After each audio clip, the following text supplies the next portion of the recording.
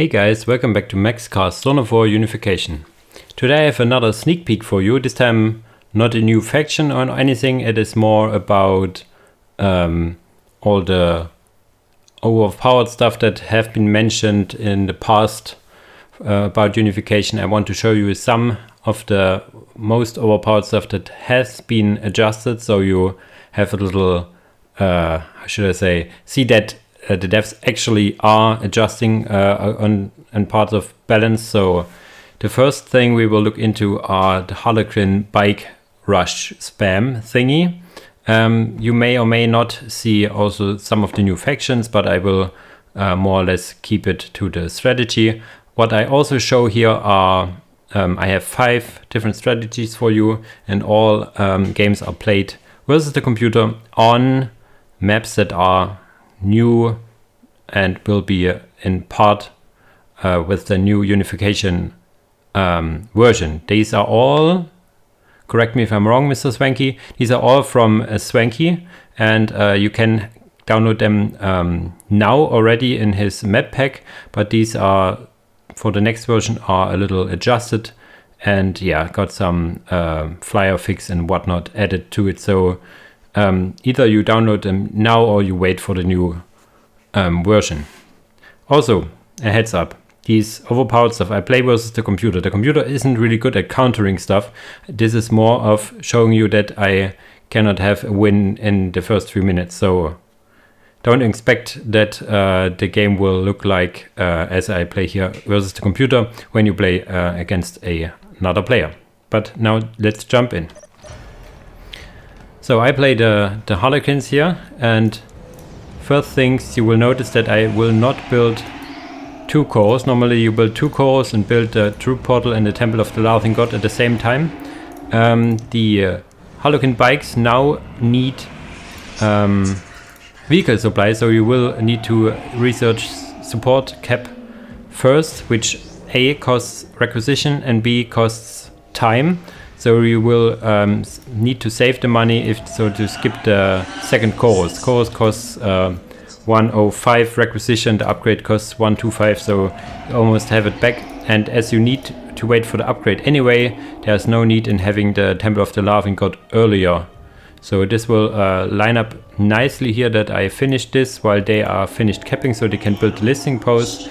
And this is also finished before this one is finished, so I can already start building a jet bike even before I have the population up. So it's a really cool little start of the game. You will see that my resources are really low now. I will only be able to afford the first few bikes. Funnily enough, I got death guards against me, so you see some of one of the new buildings here, the absolutely gorgeous looking HQ here, and of course the very unique plasma generator here. I'm not sure if they will get all like new models, even the listing posts and stuff. I'm not sure about that. But here we see the bike, and it does not insta-kill these cultists here. Given that there are death guard cultists and are a little tankier than your standard cultists, you see it takes considerable time for them to die. And they also deal quite a good number of damage back, so it can be dealt with, especially if you now would probably have a commander or something. I even am close to losing my first jet bike here. So you see, they are a lot less scary.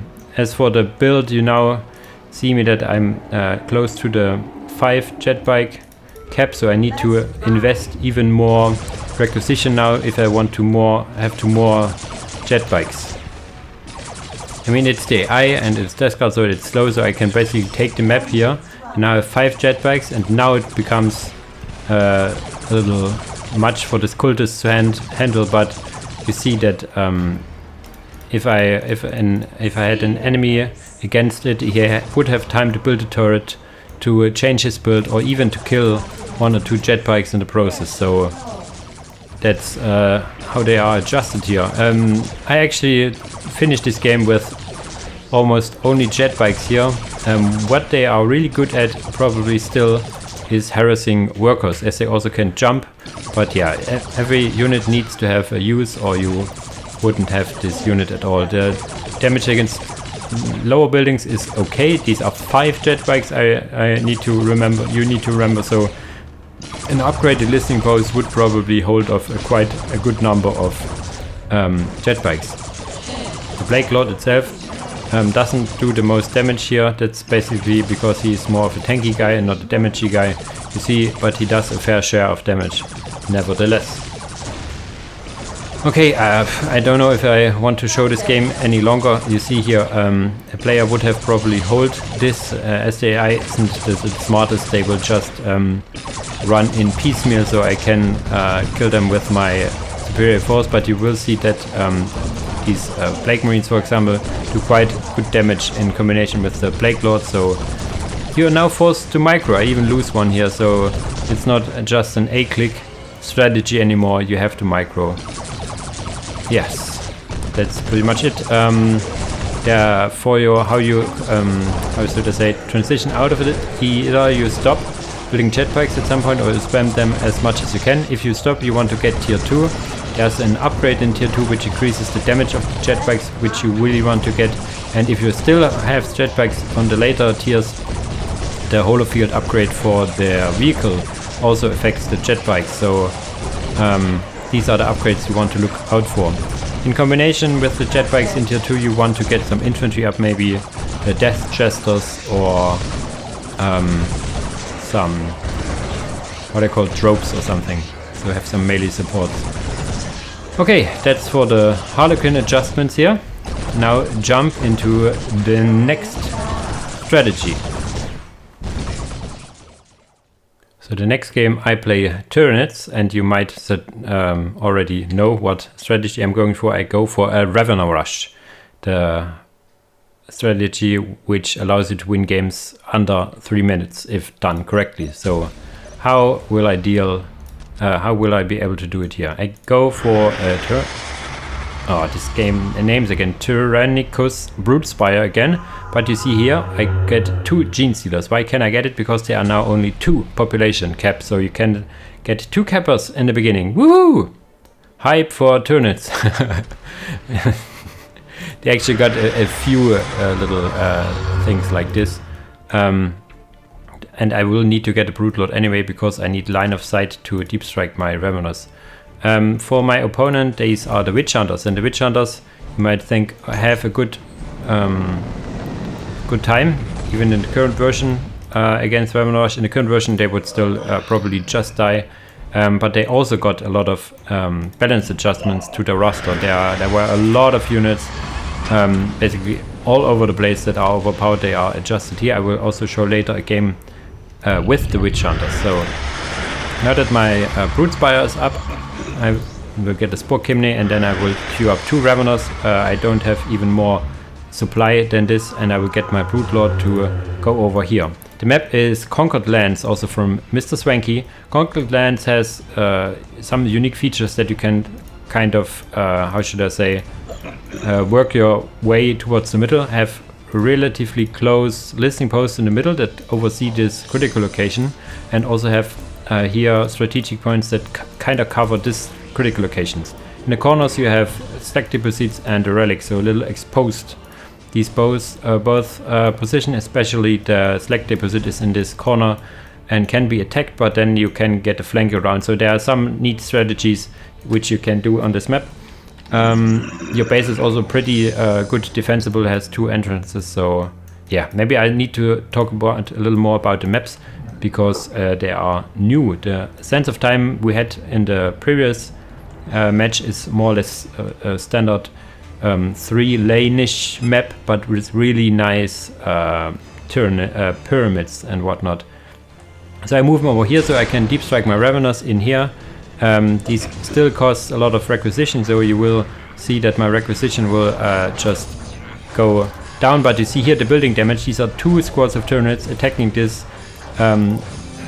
listening post, which actually gets repaired faster than I do damage, so you can see that already.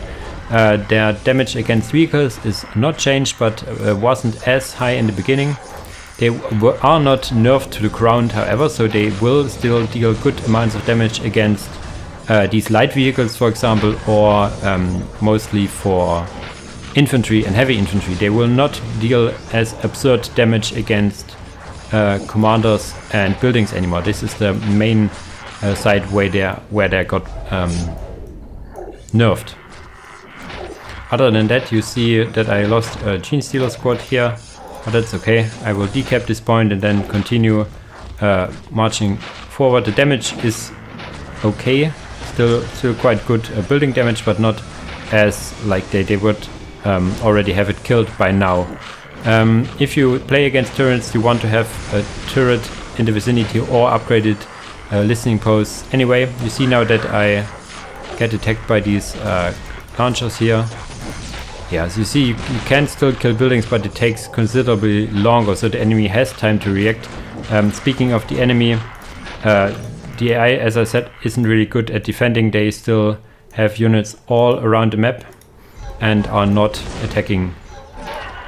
You will see here that the Ravenous can deal with infantry still, and you see the HQ will take then forever to kill. All the while I need to get a lot of reclamation pools, because I will start to get some damage now finally from the enemy. They will get some of these fire support squads back and start to attack my Ravenous here, which actually will die. They kind of frail. They what the fuck is he doing with this guy? Jesus, poor guy. They are kind of frail. They do a lot of damage, but they also die really quick, like this one. He's dead. You see that I at some point I will actually get a lot of requisition. I need to get a lot of requisition in reinforcement. So if you use your forces to defend, you will deal with Ravenous now. You can tie up 2 squads, but not 3, or if they even have upgraded listen posts. I probably will not show this to the end, but what I needed to do in this game to win was to pull back, get tier 2, get some tier 2 stuff out, and then win. The AI isn't really good, as I said, in defending. It could already get more points here, but it does not even building a strategic point here or here. So yeah, map control goes to me, and thus also the victory here. With this little scenery here, I will finish this game and jump into the next strategy. And here we are on the next map. It is the wall. Pretty nice map as well. Has a big wall in the middle, as you can see, with 2 small gaps and 1 larger gap in the far north, I would say. I am playing World Eaters, and there are a lot of stuff you can do with World Eaters that is overpowered in the current version. What I am trying to use here is a Bloodletter Rush, or Bloodletter Demon Opener, you could say. To be quite frank, the Bloodletters weren't as overpowered as many people think they are, even in the current version, but they have been nerfed, and you will see how I will fare here. Sadly, however I want to put it, I am against the Harlequins, and the Harlequins with their tropes are one of the better factions you can hope for against, or let's say they can deal very good against demons in melee even. Normally you want to avoid melee against demons, but Harlequins can stand their ground. The opener is 3 plasma generators into a demon gate, and then having 2 blood cultists take the map, of course. So very slow opener, because you want to open with a plasma generator before even starting to build a demon gate. But that's how it is. One thing it's also changed is the global abilities for World Eaters. They do not map-wide abilities anymore. They all, except the 1st and the 5th one, which are AoE. The others were all map-wide. They are changed to only affect 1 squad. Made a little cheaper in that regard, because they only affect 1 squad, but yeah, pretty big but needed nerf. So now I would, in a perfect world, I would have more requisition here, so I can directly start the first Bloodletter. It costs 140 requisition and 240 power. There it is, the first one. Bloodletters have, how should I say, been nerfed in the base attributes, but there is an upgrade that brings them more or less back up to their original state. I will research that once I got my second Bloodletter squad out. If you look at the map, the AI of Harlequins is pretty good. They are capping the map. They have 3 Harlequins, 3 mimes, and probably starting to getting some tropes soon-ish. So they even are harassing one of my squads here, and will then later decap it. So it's really nicely played by the AI, I have to say. The big problem with Bloodletters also is that they aren't the fastest. They look really fast, but as they need to get in melee range, they aren't really the fastest to run over the map. Let's see what these guys do with their Hellblades here. We are ready to fight. What do they find? Nothing really. A commander. So they will attack the commander. You will see that the economy for power goes up, but as it is programmed in a way that it is like a temporary power, or let's say temporary modifier for temporary upgrade, you could say. So it multiplies the base value by I think about 1% per model or something like that. So you want to have some base income first before getting the bonus. So that's why I opened 3 generators. Better would be probably 4, but you need to get the requisition for it and whatnot. So yeah, so you see here they are now staying in prolonged combat, but the Great Harlequin is quite a strong combatant. Would have probably killed all them if they would have stayed there a little longer. All the while I have even in my base some mimes annoying me, so I have this, my second Bloodletter squad standing here, and now the tropes arrive. So these are the melee units that probably will deal with my Bloodletters. Maybe not the first squad, but later on if they have the upgrades and whatnot. Did I go for the upgrade? I think I'm still researching it. Yeah, here you see it. You haven't seen it. It's called Murderous Tide. You have 2 of these now, 1 in tier 1 and 1 in tier 2. In tier 2 you also have this, your upgrades to all demons as well. So yeah, I dealt with the Harlequin attack here, but they have started to build a pylon here, and my cultists will just not be able to deal with it. So I will get a squad of Bloodhounds. You don't need to have a research for Bloodhounds anymore. Bloodhounds are okay-ish in melee, but if you want to have some building damage, because the Bloodletters do not do any significant building damage anymore, you want to add some Bloodhounds. Have a little fight here, but the problem is that I'm within range of this listening post. So, but they are now in a bad position, you could say here. That the economy is shortly skyrocketing, but it's only like a few half seconds or something, so it doesn't boost to have enough power to afford all of this, because you need to remember reinforcing these guys costs 35 requisition, 55 power, 45 power, and also if you want to get a Blood Reaper, that's just another big boost of big cost. So now I want to get a little further, I guess, but I have all these mimes in my base. I will now have my Bloodhounds here. As I said, these guys aren't the greatest in melee against infantry, in this mass of infantry, but they will run to get this Warplux pylon down. So I have my blood letters back in my base. I think I get tier 2 finally. Yes, I will. So I have pushed back here, but let's say I am in my base defending and not in the enemy base killing all his units and buildings. So you see, this is also quite a big change in pace for this.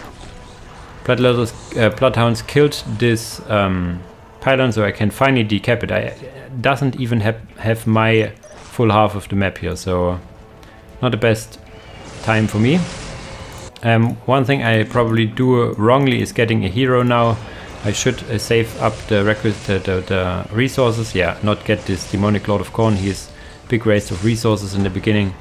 I should have got my resources together to get all the upgrades and stuff in tier 2 and maybe even added a third bloodlether spot, right? Because you will see what happens now. Really bad position to fight for me. I should not fight here. I have tropes in the front, mimes in the back, and even a listening post. A big old brawl here. Fancy Harlequins versus angry demons, but yeah, you see we wins here, and this is spells actually a big problem for me because I have both quads here, but they are almost dead. Yeah, this is the beginning to the end. I don't know if I want to show this game completely, but I actually lose this game against the Harlequins, so the bloodletters aren't a good way to win a game alone. You want to have some support and maybe need to play it a bit better than I did here. You can go for a mixed build if you want, although the cost increases for Marines when you have more demons and vice versa, so this is yeah, it's a part of the game design of World Eaters. Still, there are quite a lot of stuff going on for World Eaters, also with the economy and whatnot, but not for now, at least. Not for now, but expect some stuff even after the next version release. Yeah, here I lose all my stuff basically. Even the hero goes down. So with this demons going down, I will jump to the next strategy. And here we are in a game with the Legion of the Damned, and you might already know as well, another bike game. These are Legion of the Damned bikes this time against Death Corps of Krieg on I forgot the main something with Crusade, more or less a 3-lane map, but with some cool listening post placement here that kind of cover this as well, but also can be attacked from this angle. The bike opener is you get 2 bikes and then get all builder units, because you want to annoy the enemy with mines built. But you noticed probably that I will not build mines here, because mines are now tied. The number of mines you can get is tied to the number of listening posts you get. So if you don't have a listening post, then you cannot get a mine. Any how should I say, human player would have killed this builder with a Lord General ranged combatant. He can get several retinue members to follow him. One is a ranged guy which has already a plasma cannon in tier 1, which will deal with this builder. So any human player would have dealt with that, but it is the AI. So once this listen post is up, I can start building mines here. So as I said, these games do work against the AI and will probably not work as good against the against other players.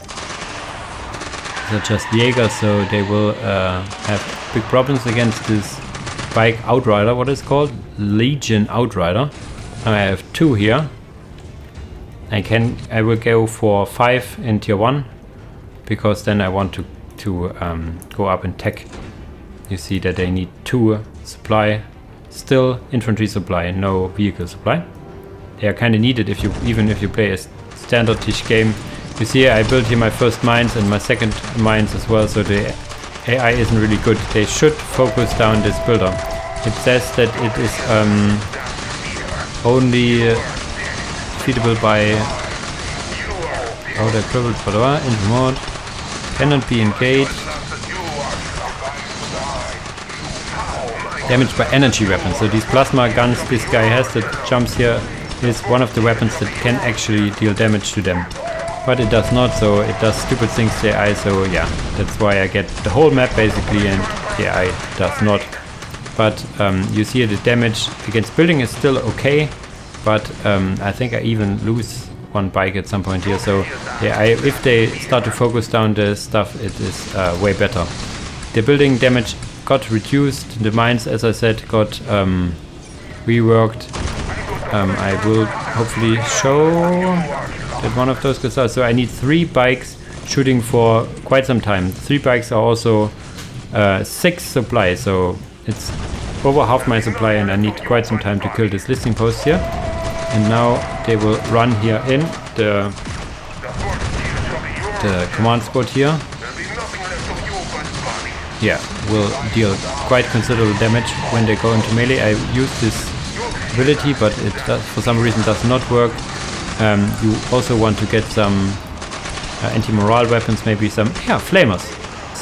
Exactly, you want to get flamers so that the morale goes down, so that these guys will not, how should I say, have the morale and will deal damage to themselves and whatnot. Other than just standing here, not tying them up is a mistake, you see here. But I even need to turn back now as the Lord, what are they called? Lord General? Lord General Command Squad got in. So commanders are a bane to these units, infantry not as much. Okay, yeah, in the end I will actually win this game, but it takes million times, because as soon as you have some medium buildings, they do not deal any damage against them.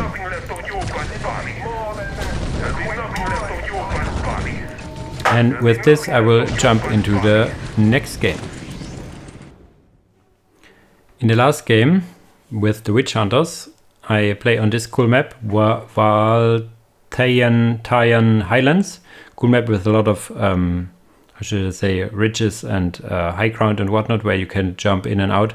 That's why I want to show here how the Seraphims, the Witch Hunter Seraphim, one of the most overpowered units for Witch Hunters early on, because it has a big leap for damage. It has melter grenades or crack grenades in tier 1, which deal absurd amount of damage, have the visage ability in tier 1 and whatnot, so it's really overpowered. You will see how it is been adjusted. I get the stick old standard Space Marine against me.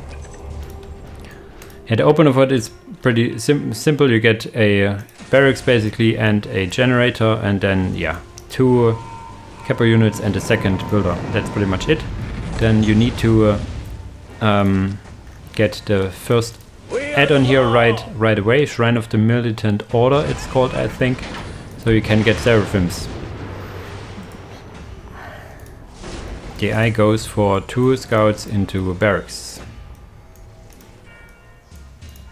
We are the judge and the jury. We are the judge and jury. Judge Dredd guys with shields.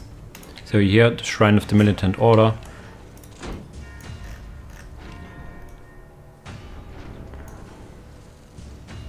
Captured. Okay. So I get 1 Seraphim squad, and then I will get all my requisition first in building listening posts. You could get a second Seraphim squad out relatively. Okay, no, this was just the Shrine of the Militant Order, my bad. So this is my first Seraphim squad. And I will go for 2 Seraphim squads. And the, what is her called again? The Galenas. Yes, mistress. Yes, mistress. So we will follow the first Seraphim squad as soon as it is out. You can see my resources once they get up more, they will be used for a second Seraphim squad. They still look really nice. That hasn't changed. Nice hairstyles. The objective is ours. These Imperial Space Marines have fallen from the light. So now I am here. Order established. Attack! And do what they are meant to do, basically. Kill workers.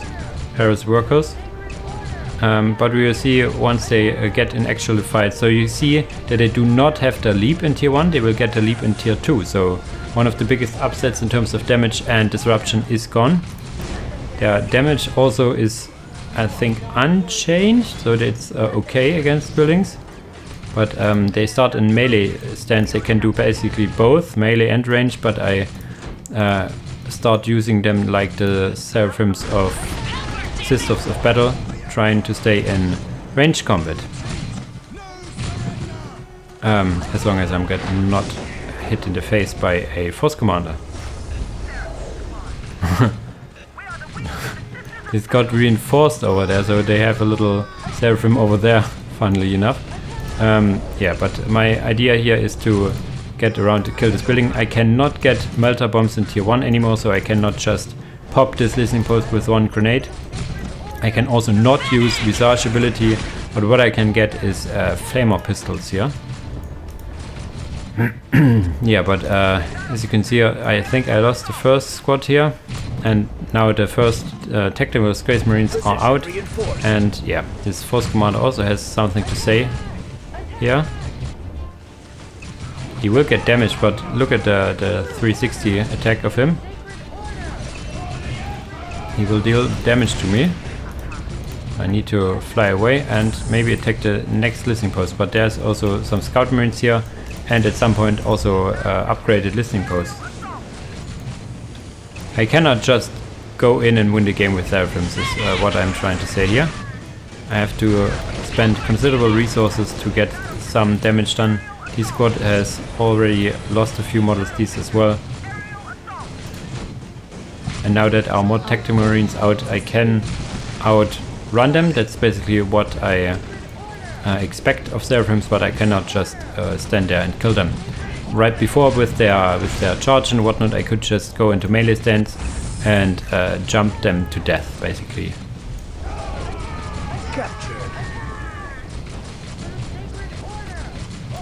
Where's my Galenas? Here. Galenas also gets a jump pack if you research it.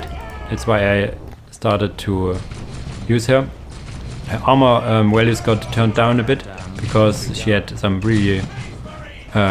she had more than 100 armor or whatever it is in the backup, so you can see she will kind of deal with the force commander, but also vice versa, take quite a lot of damage. So I need to take her out. Normally she would have dealt quite a lot of damage, especially with her special attacks against infantry and whatnot. Now that I have two fully reinforced squads of Seraphim, I can take down one squad of squads and Space Marines.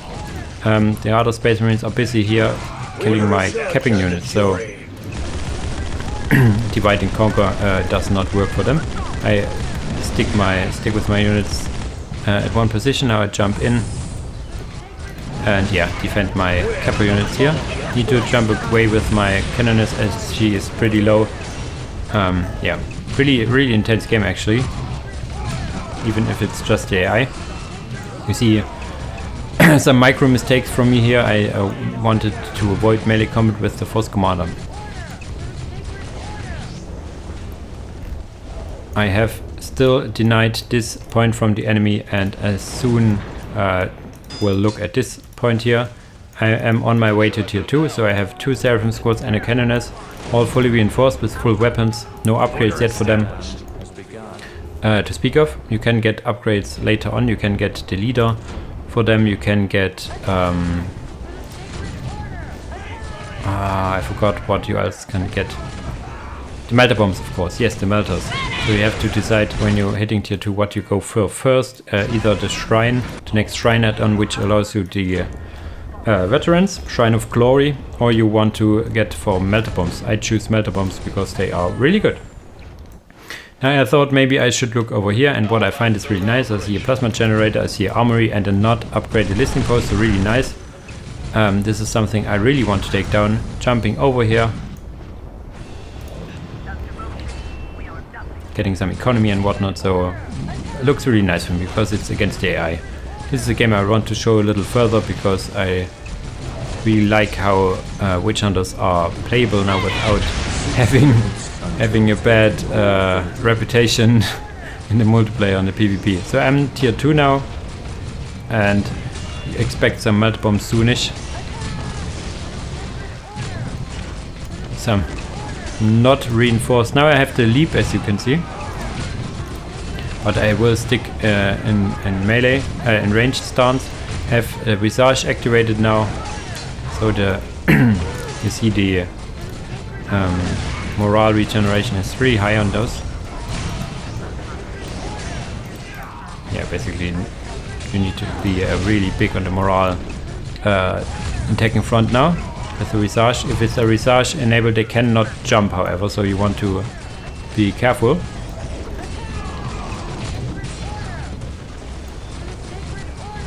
I think this was a melter bomb, right? There's another one. So I have finally now the melter bombs in tier 2. You see it here, melter bombs research. And now we'll go for the Shrine on, so I can get my the Shrine of Glory, so I can get my leaders. And I will also add a Sororitas Convent, what it's called now. This is the convent, right?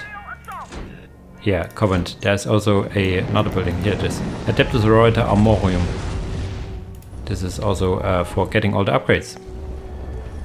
Enemy or the AI even gets a little turret here, so I need to be careful there. Cannot just jump in easily, so I decap this, then run back.